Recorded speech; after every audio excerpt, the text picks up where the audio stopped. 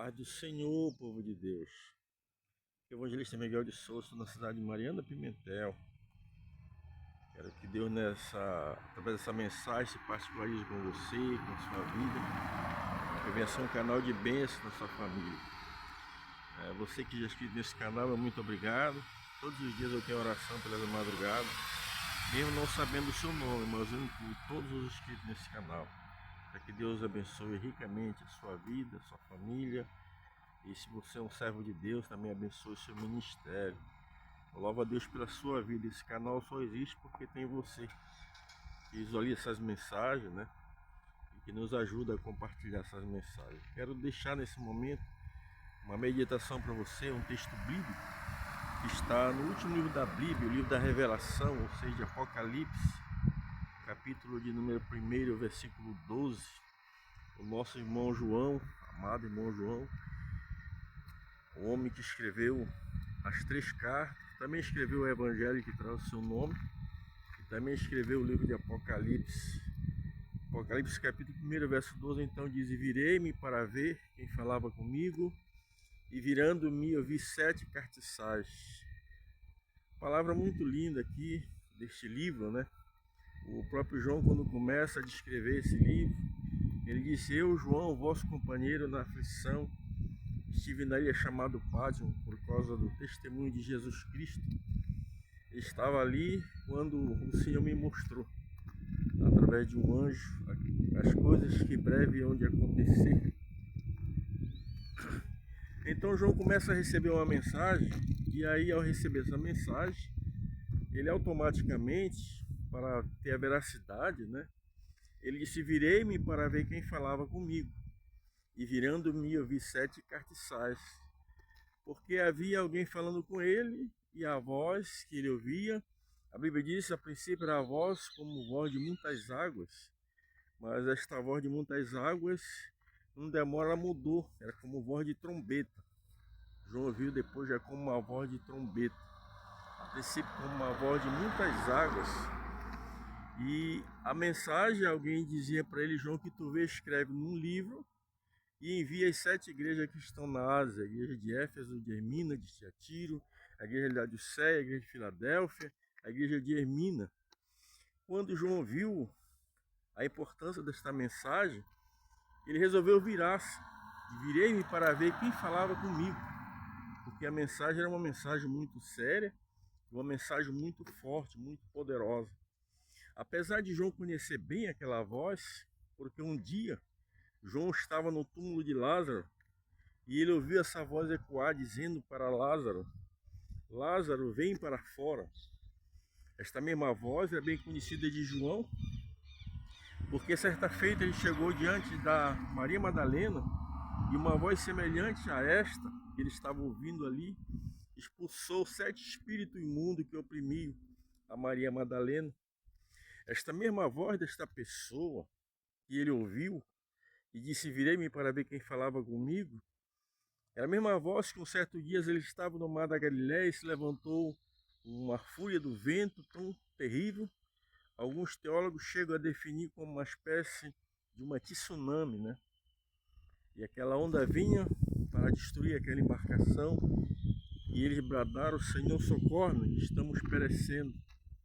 E aquela voz ecoou dizendo: Vento, acalma-te, mar, emudece-te. E a Bíblia diz que na mesma hora aconteceu isso, o vento se acalmou, e diz a Bíblia Sagrada que houve então uma grande bonança.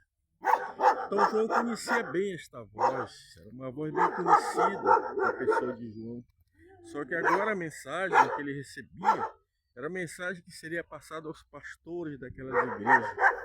Então João, para certificar se realmente, ele se virou para ver quem falava com ele. E disse: Virando-me, eu vi 7 cartiçais.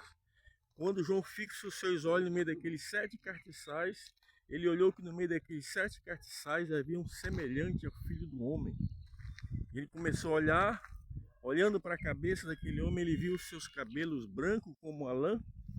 João baixa um pouquinho mais o seu olhar e olha nos seus olhos. A Bíblia diz que os seus olhos eram como chama de fogo. João vai descendo o seu olhar e ao chegar no peito ele viu como um sino ali no seu peito. Em seguida, João olha para os pés, era como um latão reluzente, como algo que havia sido refinado pelo fogo. João agora inventa de olhar para suas mãos, e ele viu nas suas mãos havia 7 estrelas, que representavam os 7 pastores. João agora olha um pouquinho mais e olha para a sua boca. E a Bíblia diz que da sua boca saiu uma aguda espada de 2 fios. Então, quando João viu esta cena, esse espetáculo, a Bíblia diz que João prostrou-se aos pés como morto. E quando ele se prostra como morto, aquela mão à destra daquele homem de branco que estava ali, tocou sobre ele e disse: levanta-te, João. Eu sou aquele que fui morto, mas estou vivo para sempre. E tenho em minhas mãos a chave da morte e do inferno. Esse é o Jesus que nós servimos, que tem o poder sobre o inferno. Tem a chave do inferno, tem a chave da morte em suas mãos. E agora ele disse: o que tu vês, João, escreve e envia às 7 igrejas que estão na Ásia. E aí foi mencionando o nome daquelas igrejas. E agora, quando se define ali a destra daquele homem, que é a mão direita de Jesus, ali estavam as 7 estrelas que representam os 7 pastores. Jesus no meio dos 7 castiçal, aqueles 7 castiçal representam as 7 igrejas da Ásia. Nós poderíamos pregar sobre uma dessas igrejas da Ásia, poderíamos até nesse momento fazer um paralelo sobre as igrejas da Ásia, por exemplo, quando olhamos para a igreja de Filadélfia e a igreja de Laodiceia. A igreja de Filadélfia é a igreja do arrebatamento, aqueles crentes que estão firmados na rocha que se chama Cristo, não estão firmados numa religião, não estão firmados numa filosofia, mas estão firmados no próprio Cristo. A igreja de Laodiceia representa aqueles crentes que muitas vezes estão na igreja, mas que não vivem uma vida de um santo temor e de obediência a Deus. Ou seja, a igreja de Laodiceia simboliza a igreja daqueles crentes que não subirão no arrebatamento. E a minha pergunta nesse momento, meu irmão, que me acompanha neste canal: qual dessas 2 igrejas você faz parte? Da igreja de Laodiceia ou da igreja de Filadélfia? O desejo do meu coração é que você faça parte da igreja de Filadélfia, que se trata da igreja do arrebatamento. Aquela igreja que está focada em Cristo, não desvia o seu olhar do Senhor Jesus de forma alguma. Quantas vezes neste mundo nós desviamos o nosso olhar de Cristo? E é muito perigoso desviar o olhar do Senhor Jesus. A gente olha que Pedro, enquanto vinha caminhando ali sobre o mar, uma certa feita, no Evangelho de Mateus capítulo 14, versículo 22, a Bíblia diz que Jesus subiu com seus discípulos. Em seguida, depois de ter um dia resolvida a sua situação, a sua agenda daquele dia, Jesus chama os discípulos e orientou eles que descessem, pegassem a embarcação e fossem para outra margem do mar da Galileia. E a Bíblia diz que então Jesus, o que ele faz? Ele foi ao monte orar, foi conversar com o Pai. Estava conversando com o Pai, mas a Bíblia diz que na 4ª vigília da noite, os discípulos já iam andando na embarcação, andando na 4ª vigília da noite, ou seja, depois das 3 horas da madrugada em diante. Na 4ª vigília, quando se iniciava das 3 às 6 da manhã, quando eles observaram que Jesus vinha caminhando sobre as águas. E quando Jesus vinha caminhando sobre as águas, eles gritaram com medo: é um fantasma. Jesus disse: não, não é um fantasma, sou eu. E a Bíblia Sagrada vem nos dizer que Pedro disse: Senhor, se és tu realmente que vem caminhando sobre essas águas, permite que eu vá aí ter contigo. Jesus disse: vem. Pedro começou a caminhar sobre as águas, começou a caminhar, e de repente agora ele desviou o olhar de Jesus. Enquanto ele estava olhando para Jesus, ele caminhava com a naturalidade, dentro de uma normalidade. Porque quem olha para Jesus, não desvia o olhar de Jesus, não olha para as tempestades, não olha para as adversidades, não olha para o momento difícil da vida, mas olha para Jesus. E a Bíblia mesmo vem dizendo no livro de Isaías: olhai para mim, todos os moradores da terra, e sereis salvos. Você tem que olhar para Jesus, você tem que olhar para Deus. Se você olhar para mim, talvez você vá fracassar. Se você olhar para um pastor, talvez você vai fracassar. Mas se você olhar para Jesus, não tem como fracassar. E Pedro agora desviou o olhar de Jesus. E ao desviar o olhar de Jesus, Pedro simplesmente ele ia sucumbindo. E agora ele disse: Senhor, socorre-me. Jesus, esse homem de pouca fé, por que duvidasse? Estendendo a mão ali, pegou na mão de Pedro e subiu Pedro naquela embarcação. Para quem você tem olhado? Você tem olhado para a religião? Você tem olhado para a política? Você tem olhado para o homem? Ou você tem olhado para Jesus? Continua mantendo os olhos fitos em Jesus, porque a Bíblia diz que João disse: virei-me para ver quem falava comigo, e virando-me ouvi 7 castiçais. Ou seja, ele fica só olhar naqueles 7 castiçais. Só que não havia apenas 7 castiçais, mas no meio dos 7 castiçais havia um semelhante ao Filho do Homem. Você conhece a voz de Jesus? Você conhece a voz de Deus? Você sabe quando realmente é o Espírito Santo que está falando com você? Deus fala conosco, mas quando Ele fala conosco, a gente não ouve vozes, a gente vê dentro, porque a voz de Deus ela ecoa dentro do nosso coração, no nosso íntimo, na nossa alma.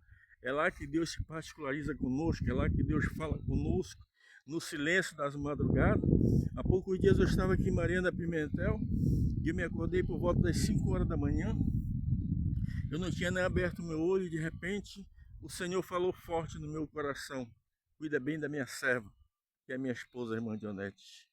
A gente tem se esforçado para cuidar bem da serva do Senhor, mas a ordem de Deus é ainda maior: cuida bem da minha serva. Então, quando Deus fala, Ele fala no íntimo do nosso coração. Quantas vezes Deus tem falado comigo? Uma certa feita, eu estava em casa, eu trabalhava na vigilância nessa época, e eu havia trabalhado à noite, tinha dormido amanhã, almocei meio-dia, depois retornei a dormir de tarde. Por volta das 5 horas da tarde eu me acordei e o Espírito Santo disse para mim: levanta e vai na casa do meu servo Carlos Santos. E eu fui na casa do irmão Carlos Santos. Quando eu fui, já peguei o Novo Testamento, que eu sempre ando com ele. Peguei também o azeite e cheguei lá na casa do irmão Carlos Santos. A irmã Inês estava lá e no momento estava tomando chimarrão. Eu disse: aí, irmã, a irmã tá bem? Tô bem. E o irmão Carlos tá bem. Chamou ele, ele veio, nós sentamos ali na sala e começamos a conversar. E eu não entendi nada, porque o Senhor me mandou eu ir lá. E eu fui obedecendo a voz de Deus. Como todos nós, seres humanos, deveríamos ser obedientes à voz de Deus. Quando Deus fala conosco, nós temos que obedecer. E eu cheguei ali, a irmã continuou tomando chimarrão, a gente continuou a conversar, nada acontecia. Ela disse que estava bem, o irmão Carlos Santos estava bem. Eu digo: mas pensava comigo mesmo, mas o Senhor me mandou aqui. Eu estava ali, de repente entra uma enfermeira, Patrícia, ela entra com um bojozinho, um estojozinho, dentro daquele estojozinho havia uma injeção, e ela disse: mãe Inês, eu vim aqui aplicar a sua injeção, que está na hora da sua tomar a sua injeção. Aí eu fui entender o porquê que Deus tinha me mandado ali. A princípio eu não sabia, mas eu obedeci à voz de Deus. E aquela Patrícia veio e aplicou a injeção na irmã, em seguida ela se despediu e foi embora. Eu fiquei observando. Aí eu disse: irmã, eu vim aqui porque Deus mandou vir aqui. Até eu trouxe o azeite, mas eu perguntei, a irmã disse que estava bem, o carro estava bem, todo mundo bem. Ela disse: não, Miguel, faz 2 noites que eu não durmo.